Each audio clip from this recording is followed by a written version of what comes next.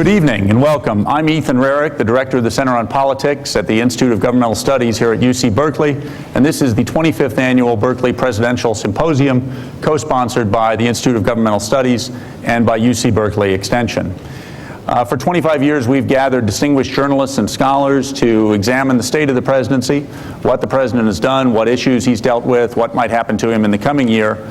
And again this year, we've compiled a very distinguished panel to consider George Bush. They're coming next year, actually.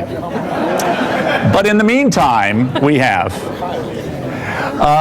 So let me introduce our panel this year. To my immediate right is Michael Barone, who is a senior writer for U.S. News and World Report and is the principal author of the Almanac of American Politics, which some of us could not live without, by the way. He's written for many publications, including The Economist and The New York Times, and was a member of the editorial page staff of The Washington Post. He's appeared frequently as a commentator on television, including on the McLaughlin Group and on Fox News Channel. His most recent book is Hard America, Soft America: Competition versus Coddling and the Battle for the Nation's Future.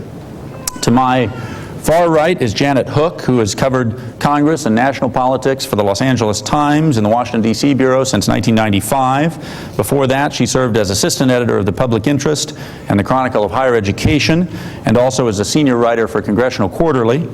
Among her many awards are the John S. Knight Fellowship for Professional Journalists, the Everett Dirksen Award, and in 2002, she received the Annual Political Reporting Award of the American Political Science Association.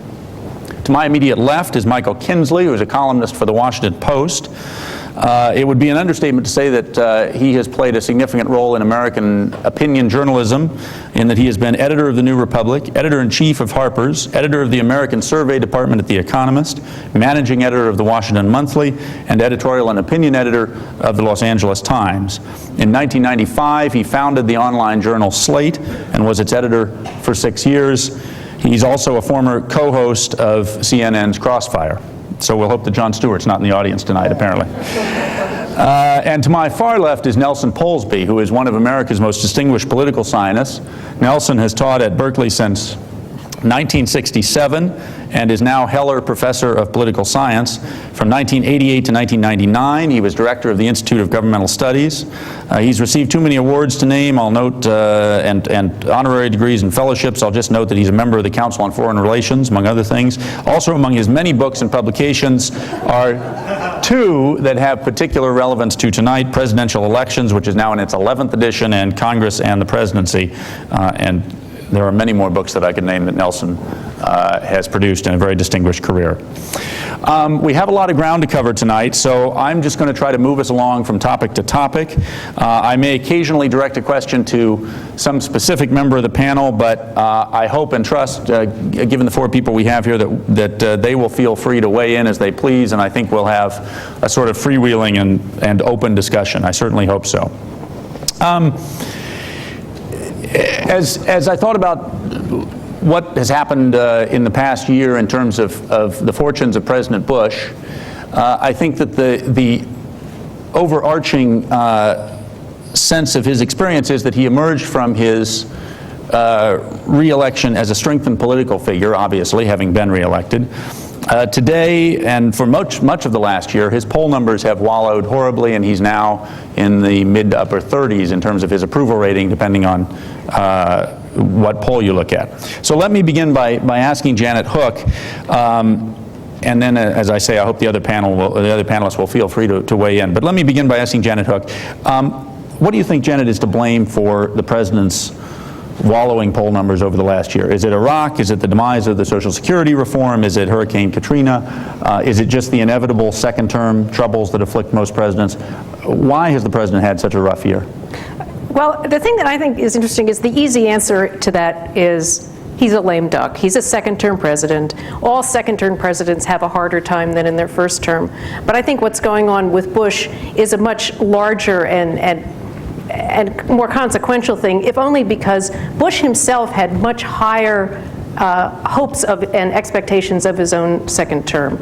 He started out, as you said, Ethan, feeling like that the 2004 elections were this big new mandate for him to go farther, and he had more Republicans in Congress. His first press conference after the election, he says, I have gotten more political capital, and I'm going to spend it on big things. And he started out with Social Security reform, which was really a very big thing, and he got nowhere with it, as you said. And as his term progressed, it was kind of like a parade of horrors for President Bush. There was, every time you thought that nothing more could go wrong for him, more went wrong for him. Ending up with, just the last couple weeks. But just, I think the larger frame is because his whole presidency, continuing into his second term, George Bush had big policy aspirations and big political aspirations. The political aspiration is that he didn't just want to hold power, he wanted to establish an enduring Republican majority. And now we're at the point where we don't even know whether he'll hold the current Republican majority. He hoped to establish democracy in, not just America, but, in all of the Middle East, and it's floundering in Iraq. And he wanted to sort of remake the social program structure so that it was less like the New Deal and more like an ownership society. So when you look at that, his political aspirations have been undercut. His policy aspirations, both on the domestic and foreign policy front, have collapsed. I mean, if you didn't like him in the first place, you disapprove of him. I mean, if you liked what he was pursuing, he hasn't succeeded. So that seems like a recipe for low poll ratings, if you ask me. The answer for you is all sort of all of those combined, no one particular. Well, I would say issue. if I could only pick one, I would say it's Iraq. It's Iraq. Do people agree with that, Michael? Well, I'm interested in Nelson's view on whether this is somehow built into the presidency. Something goes wrong, because it has happened to every two-term president since LBJ. I'm Eisenhower, you can tell me. But I think what happens is at least lately, that presidents get elected by making promises, and then they can't fulfill those promises because they involve free lunches, and they can stave that dynamic off for the first term, and then it hits them in the second. I thought it was great when Bush said, I've got the capital and I'm going to spend it, because that's what none of them ever do. And Reagan didn't do it. He was hoarding it to the end, and a lot of the problems we have in this country are not partisan. They're the cowardice of politicians and of the voters too, trying to have it both ways on things. And it's interesting, I think, if he had actually done that, spent his capital, he might be just as unpopular as he is now, but he would have spent his popularity in solving some problems that other politicians of both parties haven't had the guts to solve. But he didn't, and he's sort of ending up with the worst of both worlds. Michael, you wanted to... Well, a little perspective. Bush's job rating is low. It is not as low as President Carter's was, apart from the Iran hostages on most issues in 1980, President Nixon in 1973, President Truman in 1951 and 52. So, it's obviously not good. It's not as bad as they sometimes get. I put a lot of emphasis on Hurricane Katrina. If you had told me, and I suspect if you'd told most of us at the beginning of calendar year 2005 that we would see the physical destruction of a large part of one of America's great central cities, I think most of us would have assumed that would somehow be an act of terrorism or some kind of attack by hostile forces on us. Instead, it was a Category 3 hurricane that hit a city with levees built by Louisiana local officials.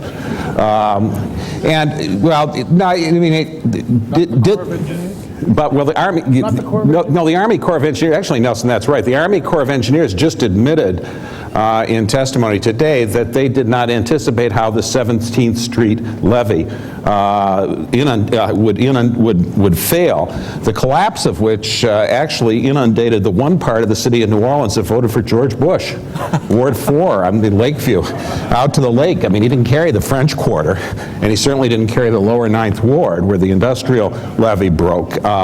He did carry St. Bernard's Parish, which was virtually swept away by in part the force of that MRGO canal that was built by the Army Corps of Engineers years ago and has virtually no traffic on it. So there's a lot of blame to go around. He's president. 100 years ago when San Francisco earthquake happened, I don't know if the voters blamed Theodore Roosevelt for not responding rapidly enough.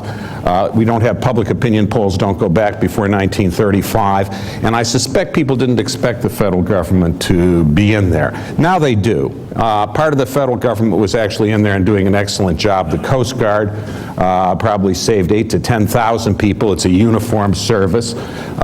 They would perform the same way under presidents of any party. But there were no TV cameras there. They were over at the Superdome, and of course you had this picture of chaos. And I think Americans expect, rightly or wrongly, for presidents to be in control of events. And that was not the case in Hurricane Katrina. And I think that you can trace Bush's job rating suffering then. It also had this ancillary political effect. Before the August recess, when Congress went into recess, House Ways and Means Chairman Bill Thomas said that he was going to bring forward a Social Security retirement bill out of the Ways and Means Committee to the floor of the House in September. Not clear whether he would have been able to do this or not, but he has been the real legislative captain who, on the Bush tax cut bills, 01 and 03, on the Medicare prescription drug bill of 03, on Trade Promotion Authority and the Central America Free Trade Agreement.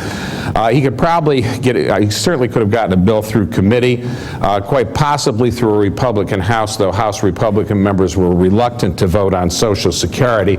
What would have been lacking still then was any cooperation from the Democrats, and with the likelihood that it could go nowhere in the Senate without 60 votes. You know, what would have happened if there was no Katrina to the Social Security issue? It's a counterfactual, the answer to which we cannot know. We certainly cannot be confident that a Bush plan would have passed Congress, most likely not. But the issue may have been differently framed than it was by the events that had taken place. At any rate, Katrina swept the issue off the table. Many House Republicans were just as glad to see it go. Congressional members of the House have this institutional interest. They want to go down to their districts and meet their constituents. Most of their constituents don't want to meet them. So they tend to speak to captive audiences. And there are two types of those: school children and senior citizen center. When they go to the senior citizen square, the first question is, Sonny, you're not going to take away my Social Security, are you? So they think there's a much bigger downside risk in this than much of the polling has indicated, and that's why they were reluctant to deal with it. So I don't think that the Social Security would have been passed, but the sort of vanishing of the issue and the seeming ineffectiveness of the president on this was in part, perhaps, another ancillary result of Hurricane Katrina. Nelson, Michael says Katrina largely. Do you think it's that? Is it inevitable second-term problems? I want to try something else on you. The big ticket item with this presidency, it seems to me, is that it's a wartime presidency. And the war that the Bush presidency is making is on facts. It is generally the case that people don't appreciate the extent to which the permanent government consists basically of two sorts of populations. One is experts, and the other is professionals. That is to say, people who have professional codes of behavior which guide the way in which they go about their work. Every president, to my knowledge, has had a problem with the permanent government, which has required them sometimes to fight the permanent government, which leaks against them. Richard Nixon and Lyndon Johnson basically destroyed the credibility of the Office of Management and Budget for general purposes in Washington. And that led to the creation of the Congressional Budget Office, whose numbers now everybody uses as the numbers that are trustworthy. This was Richard Nixon abolished his science advisors because he wanted them to say that a supersonic airplane was economic, and their numbers showed that it wasn't economic, and they said so. So he fired them. You may recall the SST was not built, and England and France have just wrapped up their, whatever it is, 20-year, 25-year romance with Concorde, which lost them a ton of money and didn't do them any good at all. So it is certainly not the case that all presidents respect the facts, and Bush is unusual. But in fact, he is unusual because he respects fewer facts than most presidents. And everything from being told by the head of the Joint Chiefs of Staff that you actually can't pacify Iraq with the number of soldiers you want to put in there, you're fired. Some 24-year-old twerp told the head of a major health agency that if he were to tell Congress the actual numbers that Medicare would cost, he'd get rid of him. This kid himself had to leave because it turned out he had falsified his 24-year-old's curriculum vitae. God knows what that would have amounted to. Stem cell research, of course, is a big item. There are, I don't know, maybe a dozen big important instances where basically they have the government.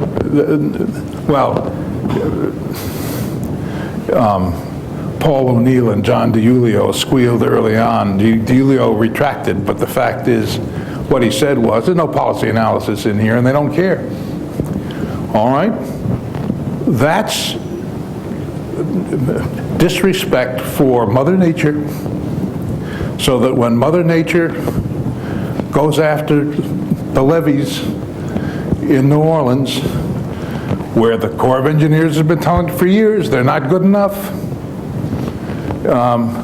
I think the only tactic is to claim that it was the mayor of New Orleans that caused it, but it's not true. That, in my opinion, now, the quick version I would call, what's causing George Bush's unpopularity, I believe, is something unusual. You see unusual in American policy, earned incompetence. Michael, you wanted to jump in on this?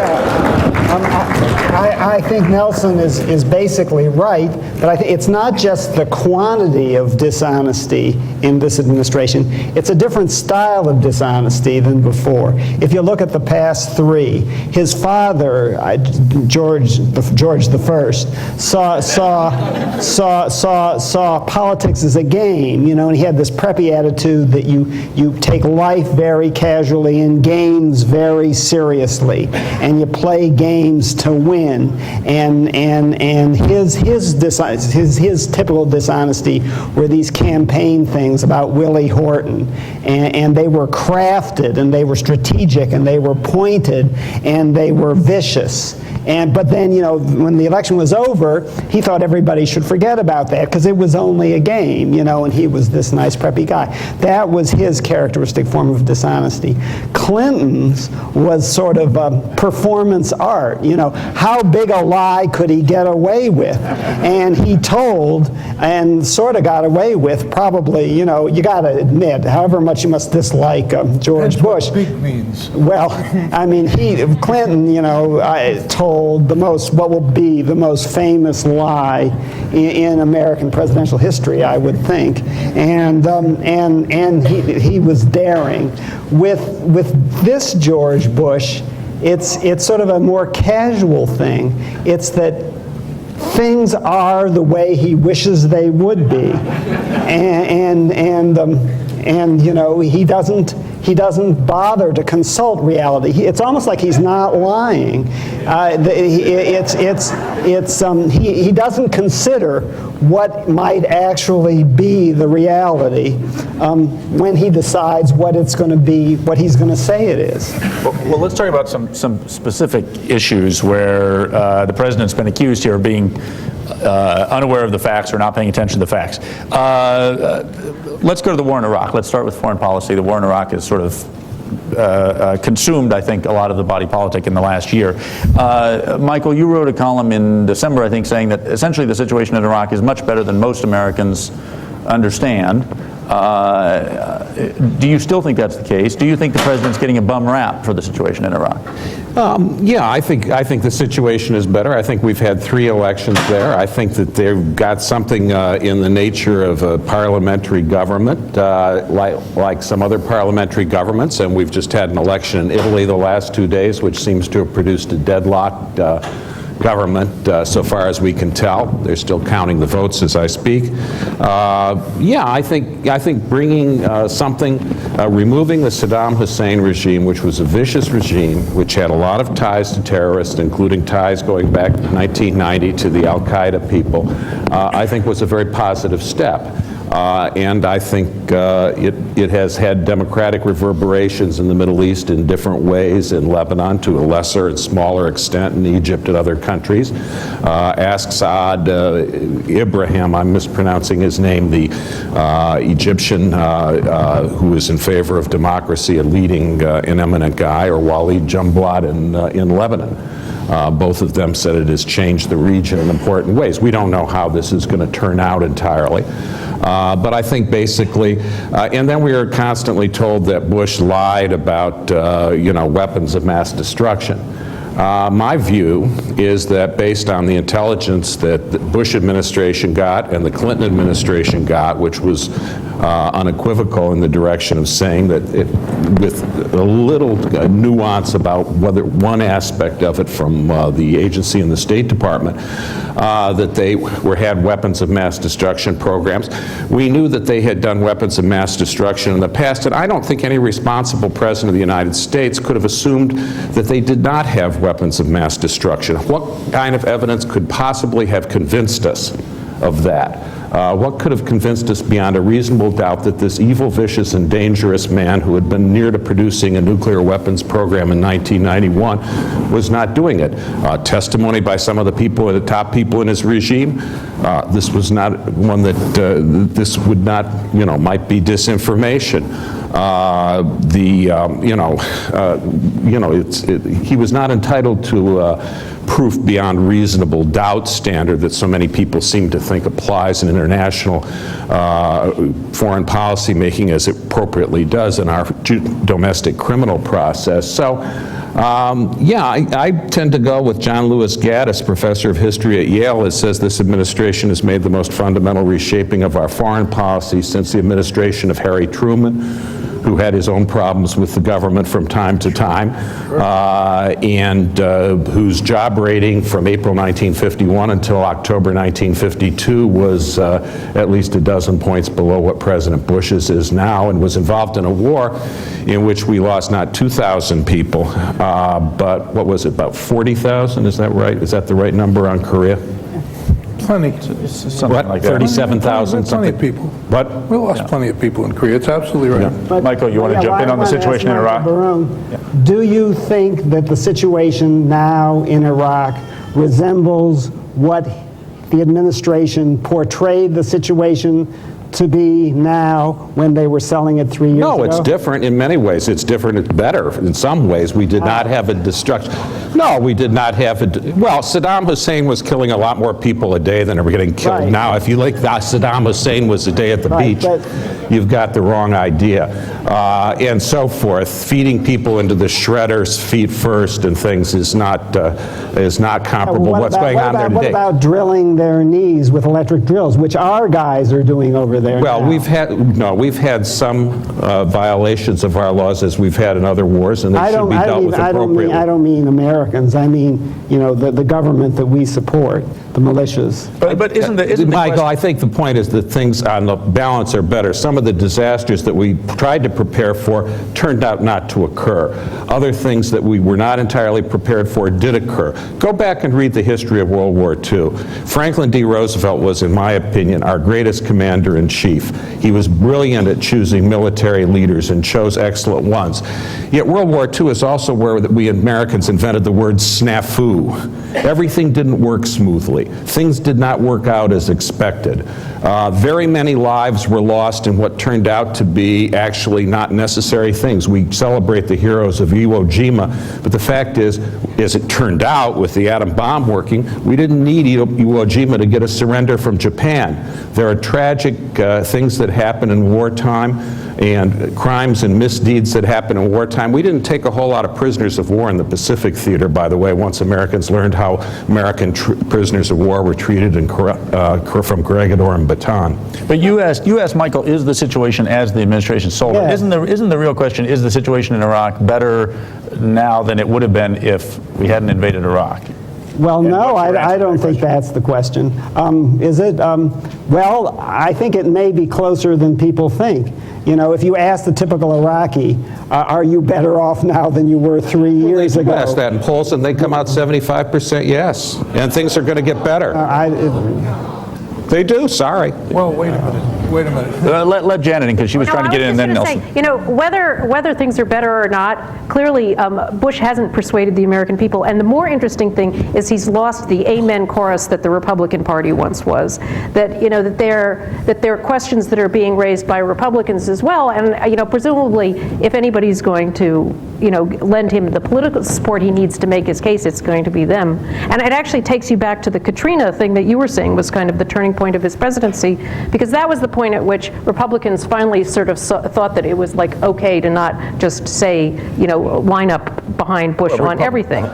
And they were more overtly critical of that. And ever since then, as the situation has deteriorated, or has seemed to deteriorate, that they've been much more forthright in raising questions about it. And that's why, through all of the problems Bush has run into since then, there just hasn't been anybody kind of rallying to his side and saying, oh, yes, you're right, Mr. President, things are much better than they were under Saddam Hussein. Some people, but you're right, the Republican base is upset with, and I would say on some substantive issues, they think spending is too high.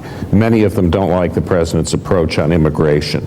But they're also worried about They didn't like Iraq. the selection of Harriet Myers. There's some pessimism about what's going on, or negative assessment of that among Republican-based voters. But the fact is that,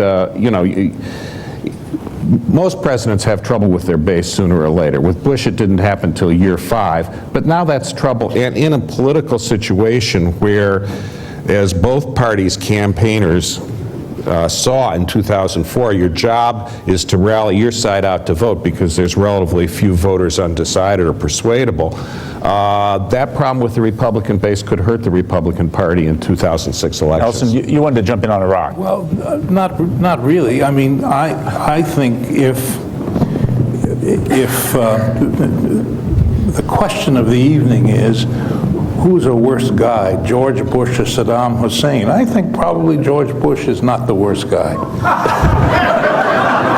And I think the next move generally is, well, he's not as bad as Bill Clinton was either. But I in fact, don't agree with that. I think he is considerably worse president than Bill Clinton was. But Saddam Hussein was a terrible guy, no doubt about it. I don't base my view on Bush, on Iraq, at all, in spite of the fact that there's plenty of problems about Iraq. But Michael Barone is perfectly right in saying that in wartime you have plenty of problems. My view is that it's much broader than simply foreign policy, and the reason why I feel entitled to say that there's something broader than a war is because, of course, the only people making sacrifices for this war are the families of soldiers. Rich people who got the tax cut aren't sacrificing at all. This is not a serious war if you can gratify your base to the tune of top 1% getting 43% of the tax benefits. Well, I want to briefly go to the broader issue that Michael mentioned, which is that part of the justification for the war was that it would create, that it would further democracy and pluralism in the Middle East. If I understand you, you think that is happening. I think there's some evidence that it's happening. I don't pretend to be able to forecast the Mideast with precision in 2 years, 5 years, 10 years. But does anybody else think that we're moving in that way? There's one dimension of this which is a problem that I suppose ought to be faced directly. The major reason, evidently, George Bush #1 didn't go to Baghdad was because he was afraid that destabilizing Iraq would empower Iran. I think that prediction seems to be right. Michael, do you think we're any closer to a more democratic, pluralistic Middle East? Well, according to today's New York Times, they're not. True, there was a story today. It was their lead story, and it spelled out the case that you're making by implication pretty well. I'm worried about democracy in this country. The war was sold on a basis that's quite different from the one in which Michael and others are defending it now, and it was sold based on a prediction of how things would play out, which is very different from the way they did play out. I think that's just factually wrong, Michael. I think you'll go back and read Bush's AEI speech in February 2003. It's all about democracy in the Middle East. Yeah, but what about the chaos in Iraq? Well, Franklin Roosevelt didn't predict everything that happened in World War II either. Go read Gerhard Weinberg's World War II turned out okay. And maybe Iraq. Well, 450,000 Americans died. Right, but it was, and everyone considered a worthy cause. And the cause, as explained, I mean, you know much more about history than I do, but the cause was presented to people in roughly the terms which were true and which the government and Roosevelt really believed. Well, if you go back and read about what Roosevelt was doing in 1940 and 41 with patrolling the Atlantic, to American waters go up to Iceland and everything, he was taking an advanced position at high risk of war, I think correctly. All right, wait a minute. Let's talk Bush. Let's not get too far off onto FDR. And let's. Well, you mentioned. Well, go ahead. You finish.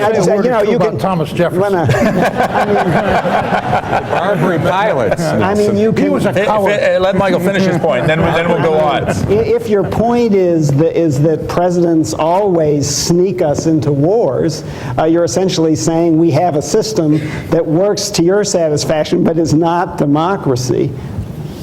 I think we have a system where in fact, presidents, some people use the term, this was a war of choice. Other wars are a war of necessity. I made the case in an article in U.S. News, which I recommend to you, which I'm sure I've already read it. Most of our wars, in fact, have been wars of choice. Lincoln did not have to fight the South. He chose to fight the South. Roosevelt, read Conrad Black's good biography. Roosevelt clearly wanted to eliminate Nazi Germany, not such a bad goal when you think about it, and was taking, at the very least, very high risk of war. Most of our wars, the Mexican War was a war of choice, I think it's fair to say. And you could say that of the Spanish-American War. I think others were more in the nature of wars that... Fine, the conclusion is this was a war of choice, Not of necessity. I think it was, as were Okay. most of our wars. Okay, but including this one. Oh, yes. Which he agrees Yeah. with. Okay, Michael mentioned democracy in this country, so let's go to domestic policy if we can. The single greatest effort of the Bush second term in domestic policy, at least initially, was going to be Social Security reform. That was what he was going to use his political capital to advance. It completely blew up in his face. Janet, you cover national affairs. What happened there? Did the president misread the public that badly? Did he misread the congressional politics that badly? Why did his Yes. Social Security reform disintegrate? Yeah, no, he badly misread the, well, first of all, he badly misread his own party. His fellow Republicans weren't prepared to take the political risk that was involved in changing the program that was like the bedrock of, most Americans planning for their future. That's an inherently politically risky thing, whether you agree with his approach or not. He didn't do a very good job of explaining his approach. He put out this idea, the solution to a problem that he hadn't yet explained very well to people. He said, if we just take part of Social Security money and let people invest it in private accounts, it's a good thing. And then he kind of changed the focus to say, well, the reason why we have to do that is there's this big solvency problem with Social Security. But then he admitted that the connection between his solution and the problem was tenuous, if it existed at all.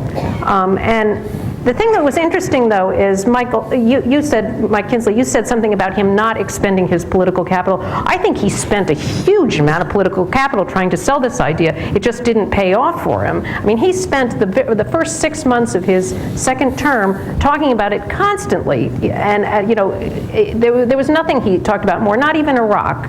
And yet he sort of didn't move public opinion, he didn't move elite opinion, and then, as Michael Barone said, then Katrina intervened. Though, at that point, Michael, that bill that Bill Thomas was proposing to bring to the floor was a shadow. It was not nothing. Bush's bill. Yeah, it would get you nowhere towards. So that even by the time Bill Thomas promised to bring the bill to the floor, that wasn't going to be.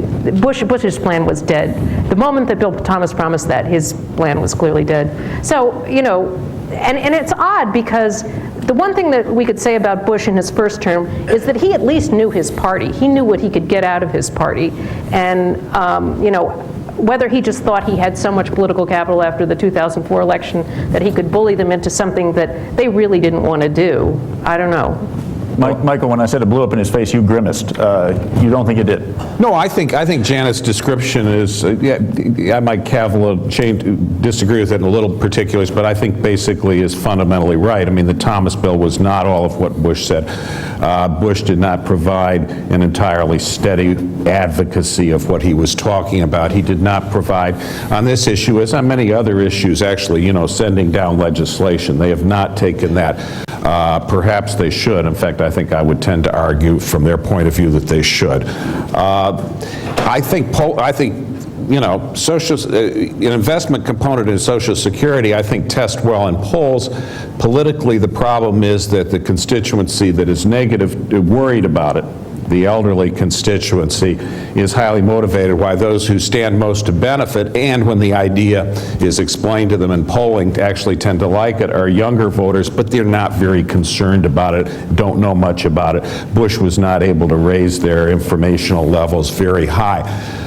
Not knowing his own party, he also was really trying to replicate the success he had in the 103 tax cuts, Trade Promotion Authority, Medicare prescription drugs, which is ram a Republican bill through the House, which the leadership can do, then get Chuck Grassley, Chairman of Finance, Max Baucus of Montana, ranking minority member of Finance, to make some kind of bipartisan bill which gets through Finance, gets 60 votes in the Senate, then have a conference committee which goes through all this stuff and then somehow jam that through. It worked several times, and the Democrats in 2005 basically said, you're not doing this to us again. We won't go along with this. And it was they were helped by the fact that Max Baucus, home state of Montana went Democratic for governor and also elected Democratic legislature in '04, even though it had voted in '04 as it did in '00 for Bush. One reason is there was a strong anti-corporate thing there. The heads of the Montana Power Company, which was a big employer in the state, a big utility that people knew, also many people owned stock in it, sold all their power assets to some other outfit, which then went bankrupt. And they, in March 2000, I think was the date, put all their money into a fiber optics business, which went belly up. Well, you couldn't have a sweeter case of corporate incompetence. And of course, some of these guys walked away with, $5, $10, $20 million from this deal. A Democrat who can't make an anti-corporate arrogance and irresponsibility case with that set of facts doesn't deserve to win office, and the Democratic candidate for governor, Brian Schweitzer, competent guy, a good political, he's a little Wendell Willkie type politician. He says, shucks, I'm not really a politician. I just think we really, they shouldn't steal the people's money. And he had a great issue. And Max Baucus, I remember seeing Max after that election. He said, gee, Montana went pretty good, did it? So Max was not in a mood, he didn't have a home state reason to play ball with Bush as he did on some of the issues that came up in '01, '02, and '03. But Michael, it was much more than Max Baucus. I mean, Bush managed to alienate the entire Democratic Party. All these Democrats who cooperated with Bush in the first term, many of them, they campaigned against Mary Landrieu. They knocked Max Cleland out of the Senate. The whole ethos of the Democratic Party changed in his second term because they saw, what does cooperating with Bush get you? Heartaches, nothing but heartaches. Well, so, Max Baucus, that's a very interesting story you tell about Montana politics. But Bush's inability to build coalitions with Democrats was much stronger at the beginning of his first term, and it deteriorated steadily. By the time he got to the second term, and what issue other than Social Security did you need Democrats more for? And so it's not surprising. Well, that they also weren't there we were for him. just missing some Democrats who have supported this kind of thing in the past. Right, they got defeated. No, Pat Moynihan, who retired in 2000 and died in 2003, and John Breaux, who retired in Charlie 04. Stenholm. Let Michael in on the Social Security. What else? It's actually an extremely lucky break for Bush's legacy and for the Republican Party of the next few decades that privatization thing went nowhere, because it would have been, and this is not a matter of opinion, in my opinion, it's a matter of mathematics. It could not work. And you can Google Kinsley and Social Security, and you'll come up with a little thing that I wrote explaining as clearly as possible that it would not have worked, and people would have lost their retirements, and the Republican Party would be over. And so it's a very lucky thing for him that it didn't pass. And the problem with it is the same model as every other political problem, including the war, which is basically the free lunch.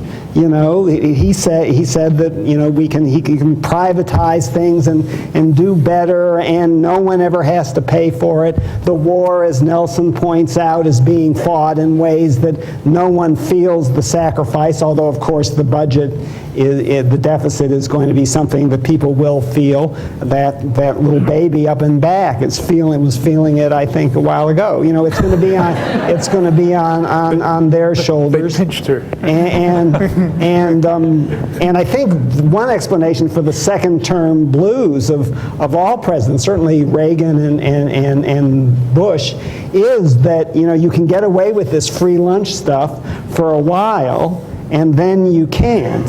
And people start to worry, and it becomes unpopular. Now, Ethan, we're backing into the whole issue of checks and balances, it seems to me. Bush has been able to appear to be a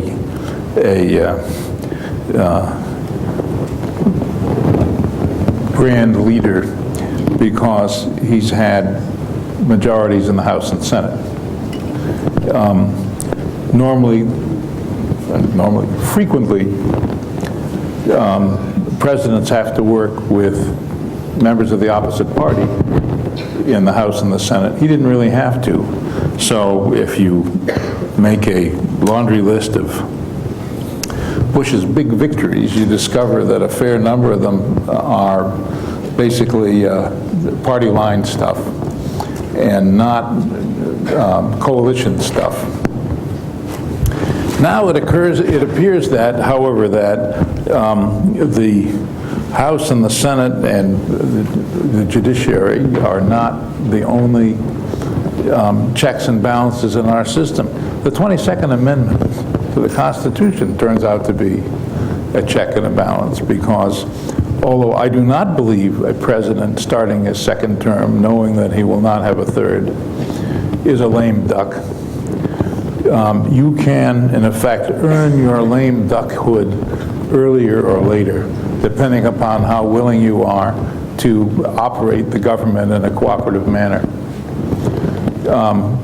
And he's getting it a little early, in my opinion, because basically all his posturing isn't playing well in the interests of coalition building. Okay, Nelson, I'm going to be the one person in this room, and I can't be alone in this, actually, who has the courage to ask you, which one is the 22nd Amendment? Good for you. That's the one that the Republicans put in to deny a repeat of Franklin Roosevelt's And which the first two presidents whom applied were both Republicans. Sure. Yeah, classic. Sure. Classic example. Well, that's the way. It's only applied to one Democratic president. That's the way we work in our country, and the sooner people realize that the 22nd Amendment is simply saying no third term,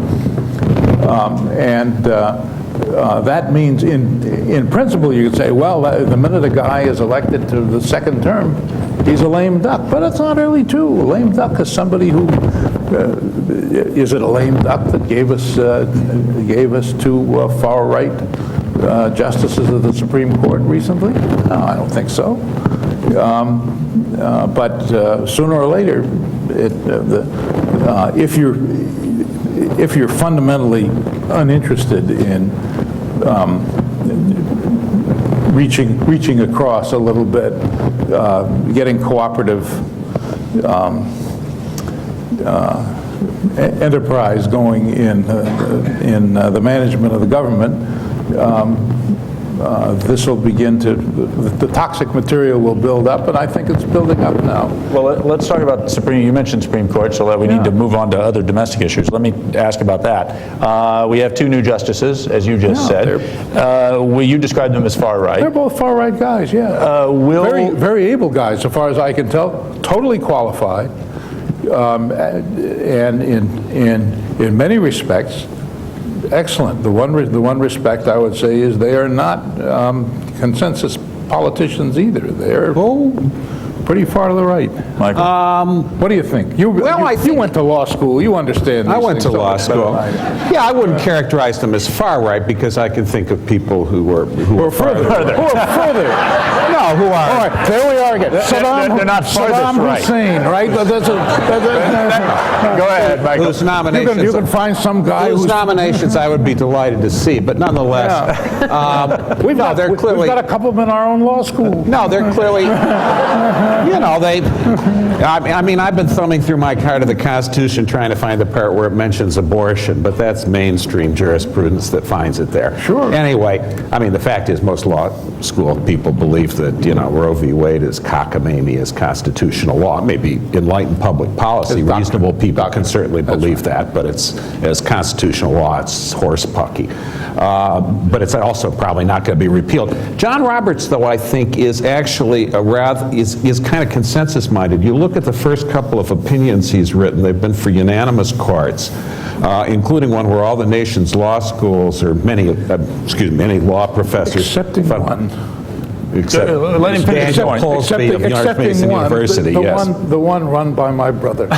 Yes, but he got an 8-0 opinion on that. Yeah. Justice Alito did not participate on the case of whether or not the law schools have some kind of First Amendment right to bar military recruiters, because they're enforcing a law against gays in the military that was passed by a Democratic Congress and signed by Bill Clinton. The fact is that It would have been constitutional no matter who signed it, Right. Michael. That's a that's a red herring. Roberts was a member of the Court of Appeals for the D.C. Circuit, where they have quite a consensus tradition among the judges. Try to find a consensus with Chief Justice Taft in the 20s, some other Chief Justice. This was started, by the way, in the D.C. Circuit in the 90s by Chief Judge Harry Edwards, who was an appointee of President Carter, and was kept up by Chief Judge Doug Ginsburg, who was appointed by President Reagan. So it's a genuinely bipartisan tradition of trying to find ways, and I think what it is it's a routing of the law clerks.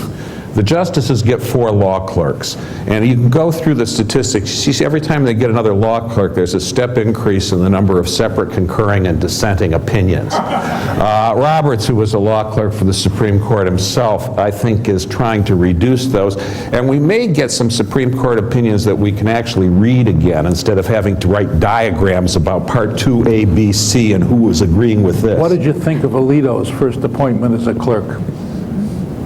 He's a friend of mine, yeah. Whoa, wait a minute. Now I have to play Michael Kinsley and say, who was Alito's first appointment as a clerk? No, he appointed A 37-year-old guy who'd been out a while. Ken Chonkley's son, who's Ken Chonkley's head of the National Italian-American Foundation. Yeah, he's an experienced guy. Sounds like affirmative action. Well, wait a minute, Michael. Remember, my people are from Sicily, Michael. You talked about kneecaps earlier. Michael just mentioned that he does not think Roe versus Wade will be overturned. Do you think these 2 justices will move the court substantially to the right? Well, the interesting question is, if you were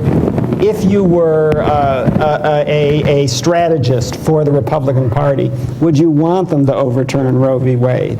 And that's the answer. These Supreme Court battles are complete farces because they're dishonest on every side. The Constitution says advice and consent. The idea, and of course there's no hope of President taking advice from Congress, but Congress, as the Senate, has the absolute right to judge people not simply on their qualifications, but on the same basis on which the White House picks the nominee, which is qualifications and do I basically support their judicial philosophy. And yes, it should be their judicial philosophy, how you interpret the Constitution and not the political result. But there can be legitimate disagreements about that, and this comedy that goes on where they don't ask the only question that everybody wants to know, which is, are you going to overturn Roe, or what is your view about the various leading constitutional issues that you will face? And the notion that it is illegitimate to raise that question when you're about to put someone on the court for life is ridiculous. And will there certainly be continued long into the future as a tradition. Yeah, but they won't answer. I mean, you can ask. Well, it seems to me they did ask. Well, they say, well, I'm not going to answer. Yeah, well, I wouldn't, if I was a senator, I would not vote to confirm anyone who didn't answer my questions. Michael, if you were a senator, you could vote any way you want on any issue out of entirely lunatic ideas. Well, thank you. Well, I actually thought that this year's Supreme Court debate was a classic, just because it had been so long since the Senate had a debate over a Supreme Court nomination, and everybody was so ready for it. They just thought every year it was like any time now, the court could be, completely transformed. And so as soon as a nomination was announced, the word went out in Washington, places everyone, and all the sides got all lined up. But it did give this sort of farcical quality to the hearings, which is that everybody was so geared up, the stakes were so high, and yet so few questions were answered directly. Now, but I do think that on advice and consent, I don't know. Harriet Miers, remember her? Advice? I don't know. I guess you're supposed to, the theory is that the Senate advises before the president nominates, but they sure offered their advice. Conservative bloggers offered their advice. Plenty of advice. There was a lot of advice. The Democrats did not. Done in by bloggers? No, well, I think she was done in by a variety of things. The Democrats did not come to her defense, and they may My wonder why they gracious. should. Well, what was interesting about the Harriet Myers thing They might be more pleased was with that the all the Republicans who had been telling the Democrats, you have no right to find out what these nominees' views are, suddenly thought, we're not going to support this woman. We don't know what she stands for. Yeah. There's a certain, I think Janet and Michael are both right. There is a certain element of kabuki theater in this. We don't go through quite the same theater with Democratic president's nominees. We didn't with Justice Ginsburg and Justice Breyer, but I suspect we will the next time we have a Democratic president make the nominee, and the Republicans will go through the same kabuki. Ginsburg and Breyer were cleared with Orrin Hatch, among other people, before they were, I mean, look, what does this say about a president that maybe ought And to be- Ginsburg and Breyer were not nearly as left-wing as some of the Oh, that's quite nominees right. that Bill Clinton could have nominated. Sure, Yeah. sure. Or that a Democratic But president might what does it say about the president, a president who puts up someone with the qualifications of Harriet Myers to sit for life on the Supreme Court? I think we're going to lose a Secretary of Treasury, and I wouldn't be surprised if the person who does George Bush's personal income tax is not nominated to be Secretary of Treasury. I don't think he has a proper respect for the government. It's preppy la-la land as far as I can see. All right, let's end with a more concrete and perhaps unanswerable issue, which is that the audience wants a prediction. Who will be the candidates for president in each party for 2008? So let's not try to get off the hook here. I'm putting you all on the hook. Janet, we'll start with you. Janet, Who you're will on be the the hook. nominees in 2008? No. I am going to quote my distinguished colleague, Mark Barabak, who was sitting next to me at dinner, and when asked this question, said, utterly unknowable, I'd be a fool to answer it. Michael, do you want to be a fool and answer it? Well, I mean, it's not, we haven't had 06 elections yet, and we're already in 08, and as one mean-spirited conservative said to me, at least one candidate has already thrown her broom into the ring. Cheap partisan shot. You're entitled. Sure. No, I mean, what's fascinating to me is that you've got Hillary Rodham Clinton, who is at odds in some ways with the left wing of the Democratic Party, which seemed to be dominant in the dialogue, certainly the 03-04 cycle. And John McCain, who is at odds in some ways with Republicans, particularly on partisan issues, and Rudy Giuliani leading in the polls. I guess I'd do these things if I had to bet $1,000 today, which fortunately I don't. I guess I'd say John McCain versus Hillary Clinton. But, when you write a historical narrative, one of the hardest things is to get your head in the position of not knowing what's coming next. You're right, you don't know what December, if you were alive December 6, 1941, or let's say September 10th, 2001, we didn't know what was going to happen on the next day. We can never be innocent of that knowledge again. And today, I'm innocent of the knowledge who will be nominated. And I'd like to think about different contingencies that are possible and remain innocent until those nominations happen. Michael, do you want to be uninnocent? And I'm make a not prediction? going to be any less innocent than Michael Barone. Nelson? No. Nominees in 2008. Nobody wants to, other than you. You went out on a limb. foolishness. Well, I just said if I had to bet $1,000, that's who I'd bet on because they're leading in the current polls. But I know a lot of other things are possible. And, anybody in the street will be able to answer that question in, what is it, less than 20, in about 20 months. So just, be patient. You'll learn. And we will do this again in 12 months, not in 20. I want to thank the panel, Nelson Polsby, Michael Kinsley, Michael Barone, Janet Hook, and thank you for coming. Good night.